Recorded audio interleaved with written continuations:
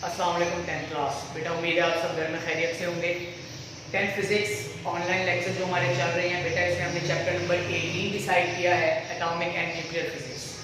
आपके अल्हम्दुलिल्लाह 4 लेक्चर्स हो चुके हैं। ठीक है, आज का आपका लेक्चर है लेक्चर नंबर 5। इसके बाद मजीद आपके कोई 3 लेक्चर्स या पॉसिबली 4 लेक्चर्स आपके रह गए हैं। ठीक है, एक लेक्चर में इजाफा इसलिए कह रहा हूँ क्योंकि कुछ टॉपिक्स बेटा इसमें ऐसे हैं जिनका जिक्र प्रॉपर लेक्चर्स के दौरान में नहीं हुआ। ठीक है, जैसा कि कैरेक्टरिस्टिक्स ऑफ रेडिएशन हैं, उसमें हमने ये पढ़ना है कि हर रेडिएशन की अपनी क्या खासियत है। मज़ीद फिर कुछ ट्रांसम्यूटेशन से रिलेटेड कुछ आपके वहाँ पे डिटेल्स मौजूद हैं, इंटरेस्टिंग फैक्ट्स वहाँ लिखे हुए हैं, उसका भी हम जिक्र करेंगे। ठीक है, लेकिन वो जो लेक्चर होगा ना, उससे रिलेटेड आपके कुछ क्वेश्चंस आपको मैं असाइनमेंट्स के अंदर ही क्लियर कर दूँगा। ठीक है जी, तो बेटा आज का लेक्चर हम स्टार्ट करते हैं। Lecture number 5, radio isotopes and there uses. Radio isotopes और इसके इस्तेमालात। हमने आज रेडियो आइसोटोप की डेफिनेशन पढ़नी है। ठीक है, उसके बाद हमने रेडियो आइसोटोप की जो मैन्युफैक्चरिंग है, जो उसकी प्रोडक्शन है, कि रेडियो आइसोटोप बनाते कैसे हैं, बनता कैसे है। ठीक है, फिर इसके बाद हम यूजेस पढ़ेंगे। ठीक है, टॉपिक होगा हमारा आगे ट्रेसर्स। मेडिकल ट्रीटमेंट में हम रेडियो आइसोटोप्स को कैसे लेके चलते हैं। कार्बन डेटिंग बहुत इंटरेस्टिंग एक टॉपिक है। ठीक है, फिर कुछ कांस्टेंट वैल्यूज पढ़ेंगे और हम अपने टॉपिक को क्लियर करेंगे। अच्छा बेटा, मैं एक चीज आपको बताता चलूं कि ये जो आपका आज का लेक्चर है, लेक्चर नंबर 5, इस लेक्चर में आपने व्हाइट बोर्ड वर्क पर बहुत ख्याल करना है। ठीक है, क्योंकि ये क्वेश्चन आपका दरमियान से short question point of view से भी पूछा जा सकता है कि जी बताएं कि ये रेडियो आइसोटोप्स क्या होते हैं, इसकी एग्जांपल दीजिए। ठीक है, इसी तरीके से what are the uses of radio isotopes और डिफाइन ट्रेसर्स, और मेडिकल ट्रीटमेंट में रेडियो आइसोटोप्स कहाँ इस्तेमाल होता है, कौन सा रेडियो आइसोटोप हम यूज करते हैं, कार्बन डेटिंग की डेफिनेशन आ सकती है। तो short question point of view से आपने इसको लेकर चलना है। अच्छा, लेकिन अगर ये लॉन्ग क्वेश्चन आ जाता है, ठीक है, अगर ये लॉन्ग क्वेश्चन आ जाता है तो आपने लेक्चर को 1-2 दफा सुनने के बाद अपने टेक्स्ट बुक की रीडिंग करनी है अच्छे तरीके से। ठीक है, जब आप रीडिंग कर रहे होंगे तो बेटा आपने खुद उसको अंडरलाइन करना है, जो इंपॉर्टेंट लाइंस हैं। मतलब ये आपका जो टॉपिक है ये मैक्सिमम 4 मार्क्स का पूछा जा सकता है, यानी कि define radio isotopes and explain it as a tracer. अगर ट्रेसर के बारे में हो, मेडिकल ट्रीटमेंट के बारे में हो, ठीक है, तो ये आपका एक टॉपिक हो सकता है। मतलब ये काफी लेंथी टॉपिक है, तो 4 मार्क्स का ये बहुत ही डिफाइन करके पूछा जाता है।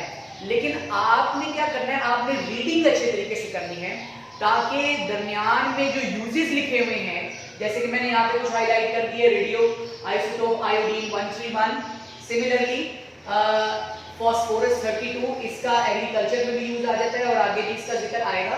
ठीक है, तो आपके शॉर्ट क्वेश्चन साथ साथ क्लियर हो जाएंगे। ठीक है, ये मैं लॉन्ग क्वेश्चन के तौर पे तो आपको असाइनमेंट में नहीं दूंगा, लेकिन शॉर्ट क्वेश्चन में आपको मैं लाजमी क्लियर कर दूंगा। बहुत इंटरेस्टिंग टॉपिक है। रेडियो आइसोटोप के बारे में थोड़ा सा आपको बताता चलूं, यही वो तरीकाकार है जिससे आर्टिफिशियल तरीकाकार से कुछ न्यू एलिमेंट्स बनाए गए थे और फिर उन्हें पीरियोडिक टेबल में जगह दी गई थी। ठीक है, रेडियो आइसोटोप्स, ठीक है, जिसके बारे में मैंने आइसोटोप्स के अंदर भी जो टॉपिक था, ठीक है, लेक्चर नंबर 1 या 2 था शायद, ठीक है, वहां पर भी मैंने इसका जिक्र किया था। टॉपिक स्टार्ट करते हैं हम लोग रेडियो आइसोटोप्स। चलिए, सबसे पहले मैं आपको कुछ इंपॉर्टेंट डेफिनेशन याद करवाऊं। बेटा 2 किस्म के न्यूक्लियाई होते हैं, एक होता है स्टेबल न्यूक्लियाई और बेटा दूसरा होता है अनस्टेबल न्यूक्लियाई। स्टेबल न्यूक्लियाई कौन से होते हैं? स्टेबल यानी कयाम पजीर न्यूक्लियाई ऐसे न्यूक्लियाई हैं जिनका एटॉमिक नंबर 82 से कम हो। ठीक है, stable nuclei are the nuclei which has the atomic number less than 82। Similarly unstable nuclei बेटा ऐसे न्यूक्लियाई होते हैं जिनका एटॉमिक नंबर 82 से ग्रेटर हो, यानी नंबर ऑफ प्रोटॉन्स जो होंगे उन एलिमेंट में 82 से ज्यादा होंगे, 83 होंगे। जैसे यूरेनियम है, उसकी 92 है, ऑब्वियसली ग्रेटर देन 82, तो वो एक हाईली अनस्टेबल रेडियोएक्टिव एलिमेंट है। ठीक है, अपने अंदर से कुदरती तौर पर शुआएं खारिज करता है, रेडिएशन एमिट करता है। दोनों की निशानी मैं आपको बता दूं कि जो स्टेबल न्यूक्लियाई है वो खुद ब खुद अपने अंदर से रेडिएशंस एमिट नहीं करते, उन्हें मजबूर किया जाता है। ये जो टॉपिक है यही आज का हम लोगों ने लेकर चलना है। जबकि अनस्टेबल न्यूक्लियाई जो हैं उनकी खासियत ये है कि वो अगर हमारे फितरत में मौजूद हो तो वो कुदरती तौर पर अपने अंदर से रेडिएशन, जिनका हम लोग जिक्र कर चुके हैं, अल्फा, बीटा एंड गामा, ठीक है, इन रेडिएशन को अपने अंदर से एमिट करते रहते हैं और न्यू एलिमेंट्स बनाते रहते हैं, ठीक है। मतलब डिकेइंग प्रोसेस भी हो गया था, हाफ लाइफ का कॉन्सेप्ट भी हम लोगों ने इसमें क्लियर कर लिया था। तो रेडियो आइसोटोप का ताल्लुक जो है वो बेसिकली स्टेबल न्यूक्लियाई से निकाला जाता है, ठीक है। अब रेडियो आइसोटोप में हम करते क्या है, क्या जिक्र करते हैं? सबसे पहले तो बेटा डेफिनेशन देखिए आप, ठीक है, the stable and non radioactive elements, ठीक है, और से देखें, मैंने दोबारा आपको बताया, the stable and non radioactive elements, जिसका अभी हम लोग जिक्र कर रहे थे, जिनका एटॉमिक नंबर 82 से कम हो, can be changed into radioactive elements, उन्हें हम रेडियोएक्टिव एलिमेंट में चेंज कर सकते हैं by bombarding them with protons, neutrons और अल्फा पार्टिकल्स। मतलब आप उन्हें मजबूर कर सकते हैं स्टेबल न्यूक्लियाई को कि वो भी रेडियोएक्टिव एलिमेंट की प्रॉपर्टी गेन कर ले। कैसे? कि अगर आप उस पर प्रोटॉन, न्यूट्रॉन या अल्फा पार्टिकल की बम्बार्डमेंट करें, मतलब आपने उनके न्यूक्लियाई पर, आपने स्टेबल एलिमेंट के न्यूक्लियाई पर प्रोटॉन, न्यूट्रॉन या फिर अल्फा पार्टिकल की बम्बार्डमेंट करनी है। अब वो होगा क्या? जब वो न्यूक्लियस उन पार्टिकल्स को एब्जॉर्ब करेगा तो उसकी प्रॉपर्टी बेटा चेंज हो जाएगी। ये एक न्यूक्लियर रिएक्शन है, जिस तरह आप लोग केमिस्ट्री में केमिकल रिएक्शंस पढ़ते हैं, ठीक है, ये बिल्कुल उससे मुख्तलिफ है, मुनफरिद है, ठीक है। अच्छा, अब होगा क्या? Such artificially produced radioactive elements are called radioactive isotopes or radioisotopes। इस तरीकाकार से, इस मसनूई तरीकाकार से जो एलिमेंट्स बनते हैं उनकी खासियत बिल्कुल रेडियोएक्टिव एलिमेंट वाली होती है, ठीक है, उनकी खासियत बिल्कुल रेडियोएक्टिव एलिमेंट वाली होती है, यानी कि वो अपने अंदर से रेडिएशंस को एमिट करते रहते हैं।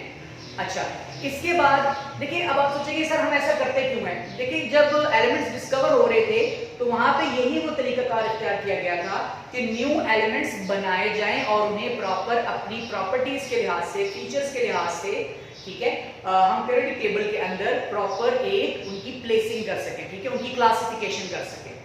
ठीक हो गया, ये तो थी बेटा आपकी डेफिनेशन। अब हम इसकी प्रोडक्शन के बारे में बात करते हैं, ठीक है। दो इक्वेशंस हैं, मतलब दो एग्जांपल्स दी हुई हैं यहाँ पे आपको, न्यूक्लियर रिएक्शंस हैं, जरा गौर से देखें। ये आपके पास एक स्टेबल सोडियम है, स्टेबल सोडियम न्यूक्लियाई, जिसका एटॉमिक मास है 23 और एटॉमिक नंबर है 11, ठीक है। जब आप इस स्टेबल न्यूक्लियाई, अभी इस वक्त ये रेडियोएक्टिव नहीं है, मतलब अपने अंदर से शुआएं खारिज नहीं कर रहा, ठीक है, ये बहुत ही एक बुनियादी किस्म का आपके पास एलिमेंट है, ठीक है, सॉरी सोडियम कह रहा था मैं, नाइट्रोजन, ठीक है। तो ये जो आपके पास एलिमेंट है, ठीक है, यहाँ पे लिखा हुआ है स्टेबल सोडियम Na आएगा यहाँ पे। अच्छा, अब आपने क्या किया, आपने इस स्टेबल सोडियम पर आपने न्यूट्रॉन की बम्बार्डमेंट की, ठीक है, आपने इस स्टेबल सोडियम पर न्यूट्रॉन की बम्बार्डमेंट की, इसके न्यूक्लियस पर न्यूट्रॉन की बम्बार्डमेंट की। सोडियम का न्यूक्लियस इस न्यूट्रॉन को एब्जॉर्ब करेगा। अब होगा क्या, देखिए जरा गौर से देखिए, जब आप न्यूक्लियर ट्रांसम्यूटेशन रिएक्शन को, अगर आपको याद हो, वहां पर मैंने आपको बताया था कि आमतौर पर एटॉमिक मैसेज ऐड हो जाते हैं और एटॉमिक नंबर भी ऐड हो जाते हैं, ठीक है, फिर देखा जाता है कि कौन सा एलिमेंट पॉसिबली बन सकता है। अब जब ये न्यूट्रॉन इस सोडियम के न्यूक्लियस में इन होगा तो इसके एटॉमिक मास में इजाफा हो जाएगा। पहले 23 था, ठीक है, और इसमें +1 होने के बाद ये हो जाएगा 24। अब अगर आप इसका एटॉमिक नंबर देखें, ठीक है, इसका चार्ज देखें तो ये 0 होता है न्यूट्रॉन पर, तो इसका atomic number as it is रहेगा। क्लियर हो गया जी आपको? और इसके साथ इजाफी तौर पर गामा रेडिएशंस एमिट होंगी, ठीक है, गामा रेडिएशंस इसके साथ एमिट होंगी, जिनकी वेवलेंथ बहुत कम होती है, फास्ट मूविंग फोटॉन्स होते हैं, जिसका जिक्र हम लोग ऑलरेडी पेनिट्रेटिंग एबिलिटी और एनालिसिबिलिटी में भी कर चुके हैं, ठीक है। इसकी कैरेक्टरिस्टिक्स के बारे में एक लेक्चर है आपका जी।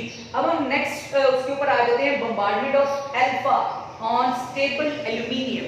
अब हम क्या करेंगे, अब हम स्टेबल एल्यूमिनियम पर अल्फा पार्टिकल की बम्बार्डमेंट करेंगे। गौर से देखें, ये है कि अल्फा पार्टिकल, आपको याद होगा मैंने आपको बताया था कि अल्फा रेडिएशंस की प्रॉपर्टी हीलियम की तरह की होती है, ठीक है। तो हम उसको कंसीडर करते हैं कि आपके पास ये एक अल्फा रेडिएशन या अल्फा पार्टिकल है जो कि एब्जॉर्ब हो रहा है स्टेबल एल्यूमिनियम के न्यूक्लियस में, ठीक है।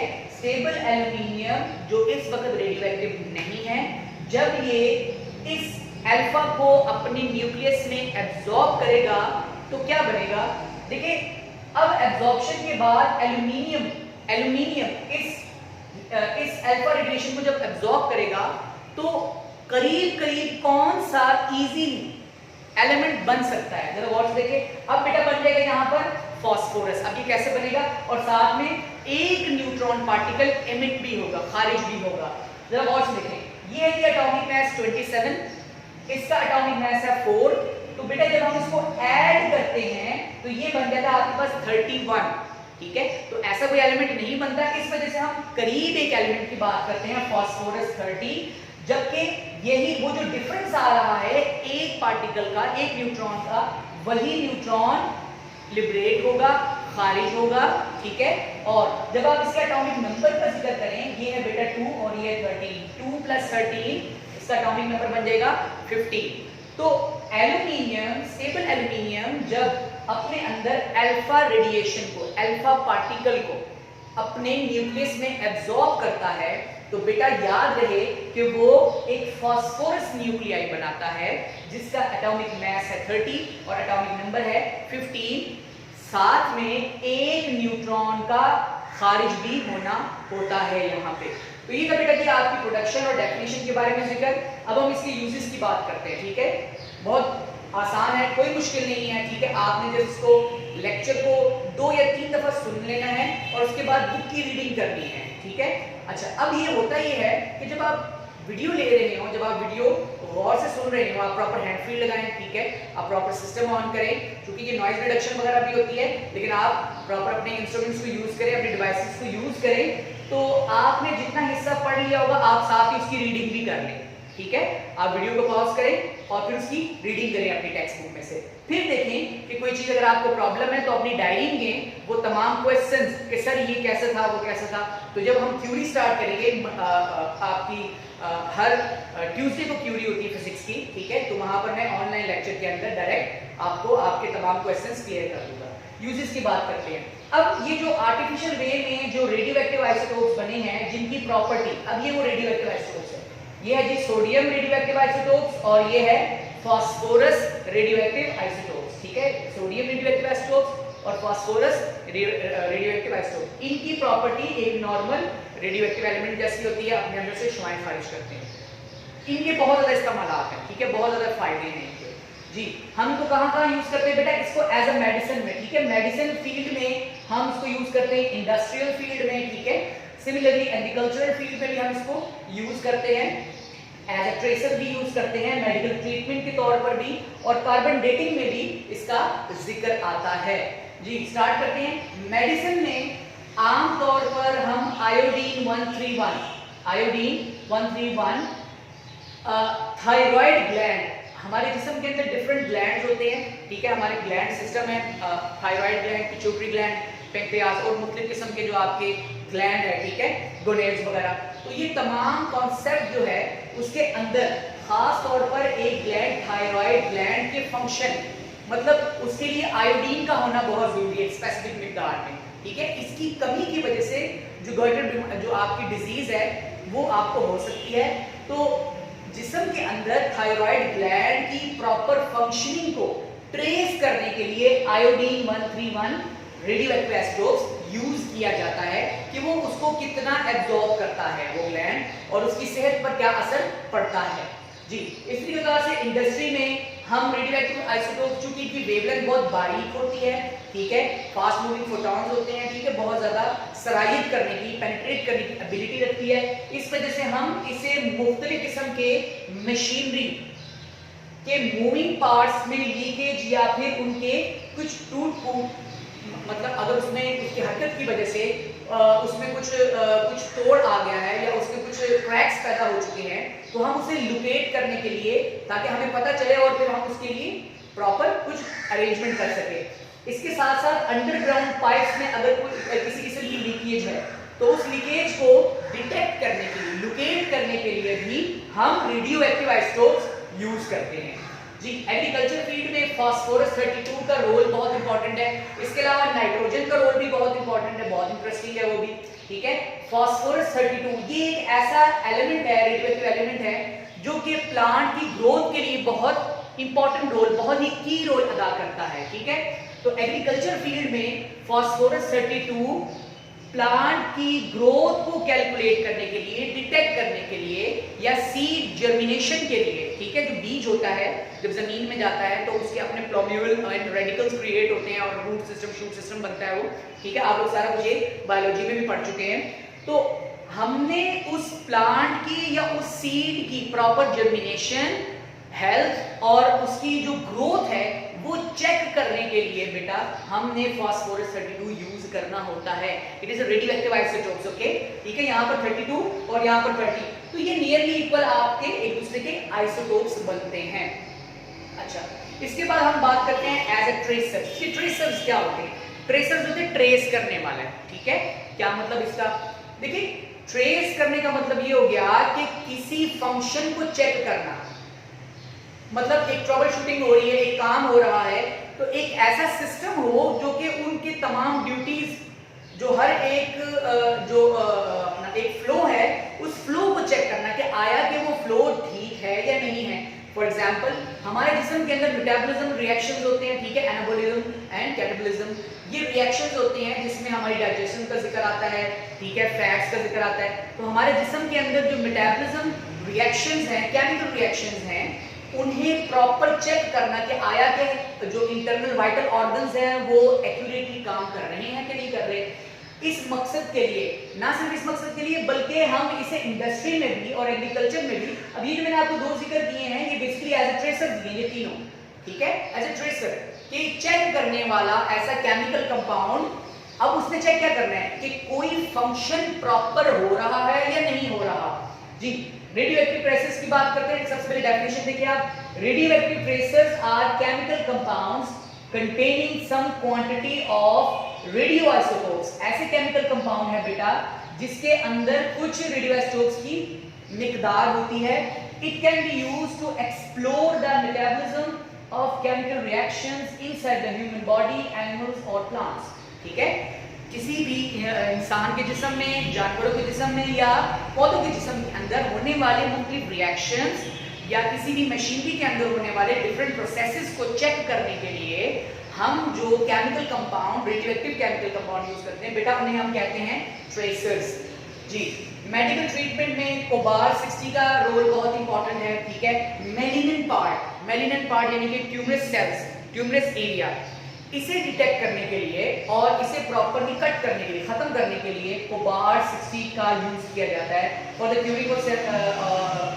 Curing cancers, tumours and cells, ठीक है। कोबार 60 का बहुत इंपॉर्टेंट रोल है। एक स्पेसिफिक मिकदार इसकी यूज की जाती है, बहुत ही खतरनाक होती है, तो इसके कुछ साइड इफेक्ट्स भी होते हैं, ठीक है।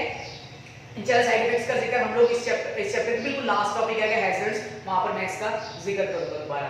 कार्बन डेटिंग क्या है? अच्छा, कार्बन डेटिंग बहुत इंपॉर्टेंट और बहुत इंटरेस्टिंग एक आपका तरीकाकार है। पहले तो इसकी डेफिनेशन क्लियर करने फिर मैं इसको एक्सप्लेन करता हूं। जी, डिटर्मिनेशन ऑफ एज और date of organic matter from the relative proportion of carbon 14 isotopes it contains. When a tree or a living body dies, the radioactive carbon 14 inside them start decaying, and hence the age of dead object can be calculated by comparing the activity of carbon 14 in the live and dead tree. देखिए जी, ये वो तरीकाकार है जिससे हम fossil fuels और मुख्तलिफ किस्म के जो आपको मटेरियल्स जो ज़मीन के अंदर से या पहाड़ों के अंदर से या कहीं से आपको मटेरियल हासिल होते हैं, ठीक है, हमने उसकी एज फाइंड आउट करनी होती है। मतलब हमने उसके अंदर देखना होता है कि आज से कितने हज़ार साल पहले ये प्रॉपर डिके प्रोसेस स्टार्ट हो चुका था।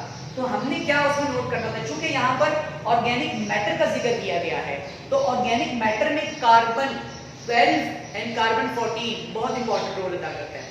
अब कार्बन चूंकि मौजूद है ऑर्गेनिक मैटर में, तो कार्बन का आइसोटोप कार्बन 14 की एक्टिविटी देखी जाती है, ठीक है।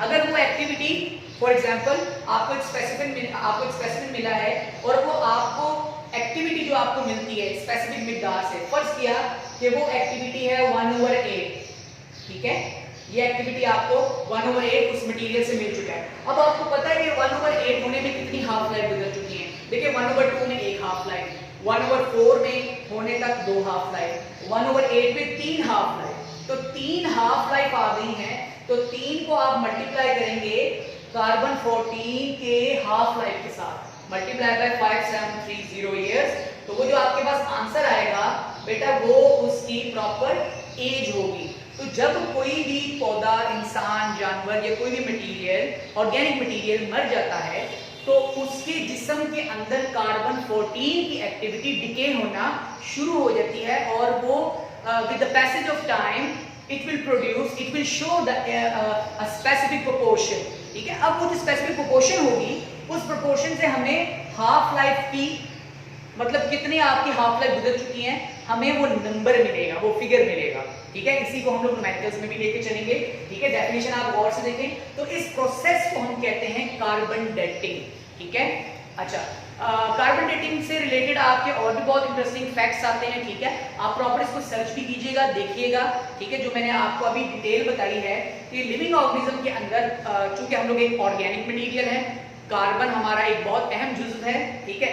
अब कार्बन 14 भी हमारे जिस्म के अंदर मौजूद है। तो लिविंग बॉडी में, जिंदा जानवर में, जिंदा जानदार में कार्बन 14 की एक्टिविटी स्पेसिफिक होती है, ठीक है, उसके मटेरियल के लिहाज से, उसके स्ट्रक्चर के लिहाज से, उसके मैस के लिहाज से। लेकिन जब वो लिविंग बॉडी खत्म हो जाती है, मर जाती है, ठीक है, तो वो डिकम्पोजिशन प्रोसेस और डिकेइंग प्रोसेस के अंदर आ जाती है। तो कार्बन 14 जो है वो प्रॉपर डिके होना शुरू हो जाती है। मतलब शुरू में 1, फिर 1/2 एक हाफ लाइफ के बाद 1/2 यानी 5730 साल गुजर चुके, फिर उसके बाद ऑनवर्ड एंड ऑनवर्ड। तो आप किसी भी लिविंग बॉडी में और डेड बॉडी में जो कार्बन 14 की एक्टिविटी है उसे कंपेयर करते हैं, ठीक है। आप इसको कंपेयर करना है और कंपैरिजन से आपको पता चलेगा कि वो जो डेड बॉडी है वो कितने हजार साल पहले खत्म हो चुकी है और डिकम्पोज होना शुरू हो चुकी थी। जी, लास्ट टॉपिक बेटा हमारा रहेगा, बहुत आसान है ये। हमें जो कार्बन जो रेडियोएक्टिव आइसोटोप्स हैं ना सिर्फ हम लिविंग ऑर्गेनिजम्स या लिविंग बॉडीज के ऊपर इंप्लीमेंट कर सकते हैं, बल्कि कई रेडियोएक्टिव आइसोटोप्स ऐसे भी हैं जो कि नॉन लिविंग थिंग्स की एज भी फाइंड आउट कर सकते हैं। जी, एज ऑफ जियोलॉजिकल स्पेसिमेंस, ये जो आसार कदीमा के नमूने होते हैं जैसे कि मोहनजोदारो, हड़प्पा और सिंध के मुख्तलिफ किस्म के जो ज़ेर ज़मीन मुख्तलिफ किस्म के मटीरियल जो साइंटिस्ट को मिले हैं, जियोलॉजिस्ट को मिले हैं, तो उन्होंने जब उसकी एज फाइंड आउट की, उस मटीरियल की, उस स्ट्रक्चर की, ठीक है, मुख्तलिफ किस्म के वहाँ के जो मॉन्यूमेंट्स थे, जब उनकी एज फाइंड आउट की तो उन्हें पता चल गया कि ये आज कितने हजार साल पहले ज़मीन में दफन हो चुके थे। जी, अब वो होता क्या है, देखिए ये जो रॉक्स और मुख्तलिफ किस्म के मटीरियल्स हैं, आमतौर पर इनके अंदर पोटेशियम 40 की एक स्पेसिफिक क्वांटिटी होती है। जब ये डिके होना शुरू हो जाते हैं तो अपने हाफ लाइफ के बाद, अपने एक स्पेसिफिक हाफ लाइफ के बाद आर्गॉन 40 में कन्वर्ट हो जाते हैं। तो जब आपको कोई भी ये जियोलॉजिकल स्पेसिमेन मिलता है तो आप उसके अंदर कार्बन 40 और आर्गॉन 40 की एक्टिविटी को कंपेयर करते हैं, जिससे आपको नंबर ऑफ हाफ लाइफ का पता चलता रहेगा। जैसे जैसे ये रिएक्शन आगे बढ़ता जाएगा, ये डिकेइंग प्रोसेस आगे बढ़ता जाएगा, न्यू एलिमेंट्स बनते जाएंगे और आपको एक फर्क नजर आएगा, ठीक है। तो ये था बेटा आज का आपका लेक्चर, जिसमें हमने रेडियोआइसोटोप के बारे में पढ़ा, डेफिनेशन क्लियर की, फिर हमने उसकी जो इंपॉर्टेंट एग्जांपल न्यूक्लियर रिएक्शन हम लोगों ने क्लियर की, और हम लोगों ने पढ़ा कि हम आर्टिफिशियल वे में मसनूई तरीक़ाकार से कैसे रेडियो आइसोटोप्स बना सकते हैं। फिर हमने आज पढ़ा कि ये जो रेडियो आइसोटोप्स हैं, ऐसे आइसोटोप्स जिनकी प्रॉपर्टी रेडियो एक्टिव होती है, अपने अंदर से रेडिएशन खारिज करते हैं, उनके यूजेस कहाँ कहाँ हैं, कैसे कैसे इस्तेमाल करते हैं, ट्रेसर्स क्या होते हैं, मेडिकल ट्रीटमेंट क्या है, कार्बन डेटिंग की डेफिनेशन जिसमें हम लोग फॉसिल फ्यूल की और डिफरेंट किस्म के मटेरियल्स की एज फाइंड आउट करते हैं, ठीक है, चाहे वो लिविंग ऑर्गेनिज्म हो या नॉन लिविंग हो, ठीक है। तो दोनों सूरतों में हम इसे इंप्लीमेंट कर सकते हैं। अगर तो वो ऑर्गेनिक मैटर है तो कार्बन 14 इस्तेमाल में आएगा आमतौर पर, ठीक है, जबकि जियोलॉजिकल स्पेसिमेन के लिए हम पोटेशियम 40 और आर्गन 40 को आपस में कंपेयर करते हैं। ये इसकी हाफ लाइफ लिखी हुई है, बहुत इंपॉर्टेंट बेटा, ये एमसीक्यूज है। बाकी आप लेक्चर को बार बार देखें, ना सिर्फ इस लेक्चर को देखें बल्कि आप इन्हें कंपेयर करें प्रीवियस लेक्चर्स के साथ भी, ताकि आपकी जितनी भी कंफ्यूजन है वो बेटा साथ साथ क्लियर हो। एक चीज मैं आपको और बता दूं कि जो हाफ लाइफ का लेक्चर था बेटा, वो हाफ लाइफ टॉपिक जो हमने क्लियर किया था, आईएएस लेक्चर नंबर 3 था, शायद ये लेक्चर 4 था, तो वो टॉपिक आपने न्यूमेरिकल्स समझने के लिए या न्यूमेरिकल्स अटेम्प्ट करने के लिए एक दफा दोबारा लेने हैं, ठीक है। वीडियोस आपकी अपलोडेड हो जाएंगी जल्द से जल्द, आप इन वीडियोस को गौर से देखें, ठीक है। मजीद आप इनके प्लीज अपने अपने पास भी नोट्स बनाएं।